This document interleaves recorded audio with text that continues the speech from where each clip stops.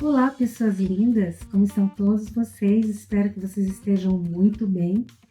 E hoje nós vamos falar do caso da Isabela. É um caso complexo, é um caso que me deixou bastante, assim, impactada com as coisas que ela contou, mas tem muita coisa aqui bacana para a gente falar sobre ela, da forma como ela está lidando com tudo isso.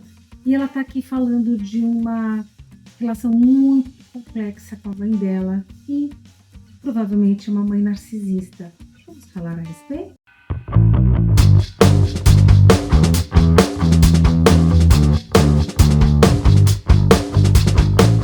Olá, pessoas! E para quem não me conhece, meu nome é Silene Macedo e nós vamos hoje falar o caso da Isabela, esse nome é fictício. Vamos conversar aqui com ela, que ela me mandou um e-mail e eu vou contar o caso dela para vocês. Vamos lá, então? Meu nome é Isabela, conheci o seu canal recentemente através de uma amiga. Confesso que venho aqui para desabafar e também para te ouvir como profissional. Venho de uma família simples, mas nunca me faltou o básico. Meu pai trabalhava no escritório de contabilidade e sempre foi bastante responsável. Minha mãe trabalhou numa agência de empregos, mas depois que se casou com meu pai e engravidou, parou e ficou em casa. Somos em 3 irmãos, eu sou a única filha, sou a filha do meio e meu relacionamento com a minha mãe foi muito complicado. Acho que ela nunca gostou de mim. Meus irmãos tinham mais regalias, eram bem tratados. Comigo era tudo muito difícil. Me lembro um dia que acordei e ela me disse que depois do café minha amiga Paula viria para passar o dia comigo, pois a mãe da Paula tinha um compromisso e pediu para que ela ficasse com a gente, né? E logo que a Paula chegou na minha casa, começou a minha desgraça. A minha mãe passou o dia inteiro me perseguindo, me humilhando perto da Paula. Quando começávamos a brincar, ela interrompia, entrava gritando no quarto sem bater na porta, brigava comigo, me chamando de vagabunda e preguiçosa, falando horrores de mim para minha amiga. Depois desse dia, Paula nunca mais voltou a ficar em minha casa. Minha mãe sempre me criticou, nunca conversava comigo, nem para falar sobre ensinamentos íntimos.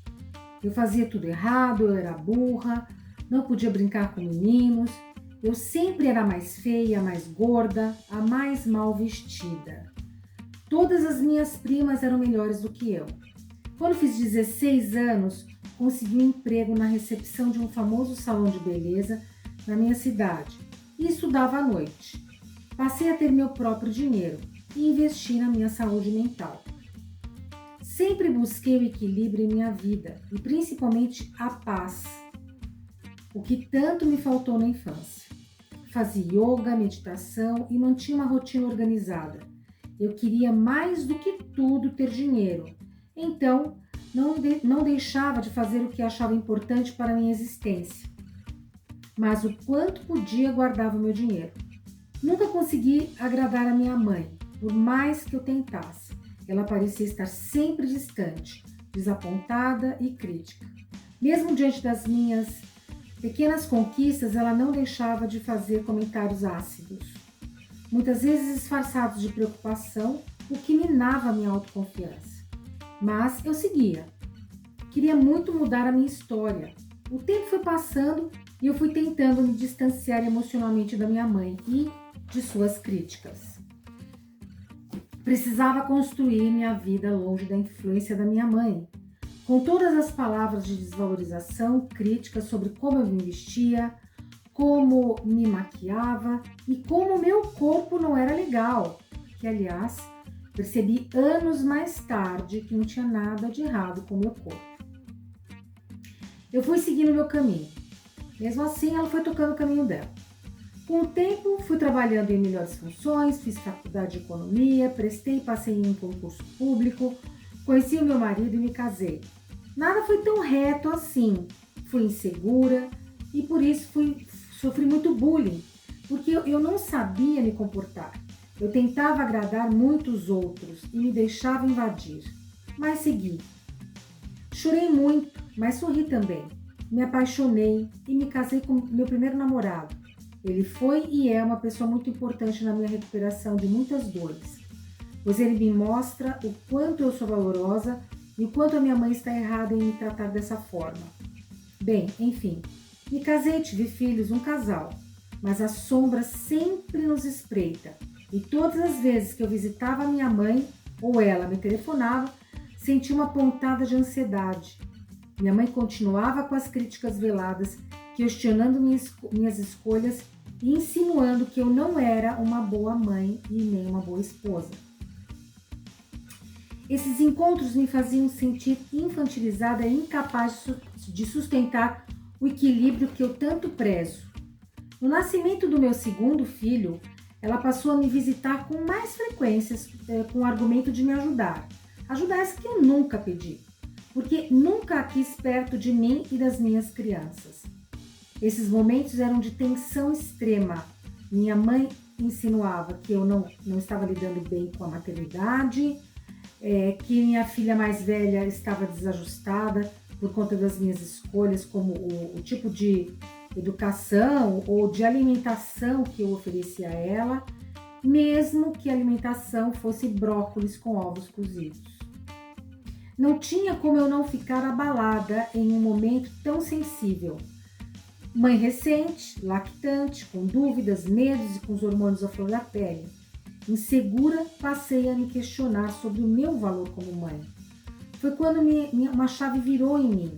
E todos os anos que eu tentei me equilibrar, parece que desmoronou.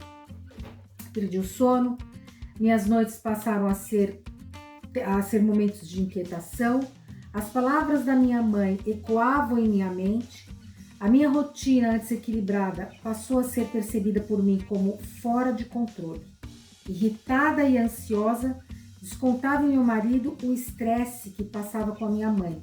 Enquanto isso, ela não reconhecia o impacto de suas palavras e continuava a agir como se estivesse apenas oferecendo conselhos maternais.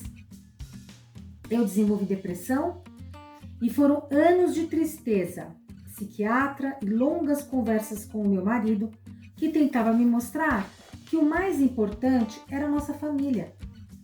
Ele dizia que eu precisava focar em nossa vida, nos nossos objetivos, na educação e bem-estar dos nossos filhos e que eu não deveria ficar perto da minha mãe, já que ela me fazia mal. Com as minhas crenças aprendidas desde pequena, eu achava que mãe é mãe e que eu deveria honrá-la, mas com o tempo tive que abandonar essa crença pela própria saúde da minha família e minha saúde mental. Fui deixando de visitá-la, não aceitando mais ela em nossa casa, com suas interferências e assim me afastando mais e mais. Incrivelmente fui virando notícia na família. Minha mãe, doce, com suas manipulações, se queixa sobre meu afastamento e hoje sou julgada por minha decisão de estar distante. Por isso detesto o julgamento. Só nós podemos conhecer as várias nuances da nossa própria história. Quem está do lado de fora julga pelo que não vê. Sigo ainda combatendo a depressão que insiste em me visitar em momentos de muita ansiedade quando acabo sabendo de algum comentário maldoso que fizeram a meu respeito. Mas a vida é grandiosa e tudo um dia muda de lugar. Talvez quem julga hoje será julgado amanhã. E nada como sentir na própria pele para daí compreendermos melhor nossos semelhantes. Continuo trabalhando. Meus filhos são lindos, inteligentes e saudáveis.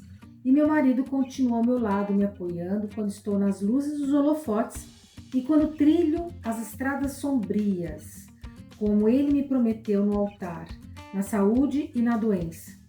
Mas adianto que tenho dias muito melhores do que dias piores, porque sigo com a minha família tentando melhorar como pessoa e compreendendo que não quero para eles o que não quero para mim.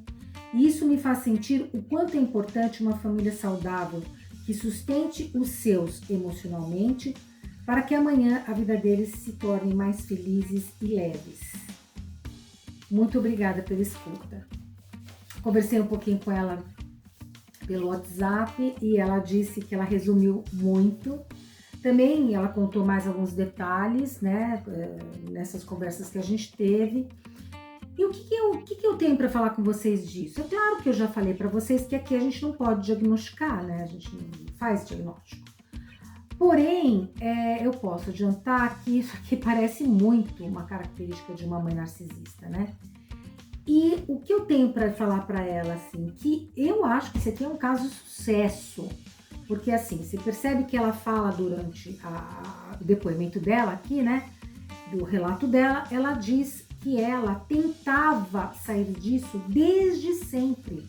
Então veja que manifestação bonita dela, que ela percebia que tinha alguma coisa errada, que ela percebia que tinha alguma coisa inadequada e ela ia e tentava. Essa menina, ela foi fazer terapia depois. Nesse momento que ela fala isso, ela ainda não fazia terapia. Então percebe que menina valorosa realmente, né? E ela percebia, então, que tinha algo errado e ia tentando se conectar com as coisas saudáveis na vida dela. Então, ela foi trabalhar, ela foi fazer yoga, ela foi fazer coisas, ela foi fazer procuras que ela achava importante para a saúde mental dela. E ela, no momento, ela sucumbiu, porque era muita pressão, era muita cobrança, né, na família. E ela acabou ficando deprimida, porque a mãe vinha com muita crítica, é uma mãe, como a gente chama, uma mãe devoradora, né? É uma mãe, um complexo materno negativo, que a gente chama em Jung, né? Então, essa menina, ela teve que lutar pela individuação dela. Individuação é diferente de individualidade. Quando a gente fala em individualidade, a gente fala às vezes de alguma coisa mais egocêntrica, uma pessoa mais egoísta, mais em si mesma, mais uma pessoa que ela quer fazer as coisas mais por ela, pensando nela mesma. Individuação é diferente. Individuação é quando você procura o seu caminho, o que a sua alma pede. Você se conecta com algo que tá muito parecido com... Muito parecido não, que faz parte dos seus valores, independente das crenças, independente do que seus pais te ensinaram, é algo que você se conecta realmente com o seu caminho na vida, independente de qualquer coisa. E em famílias narcisistas, em pais narcisistas, mãe ou pai narcisista, ou irmãos narcisistas, o impacto que uma pessoa tem tentando praticar a individuação é muito grande. Por quê? Porque eles querem que você siga todo o modelinho deles. Você não pode fazer nada diferente.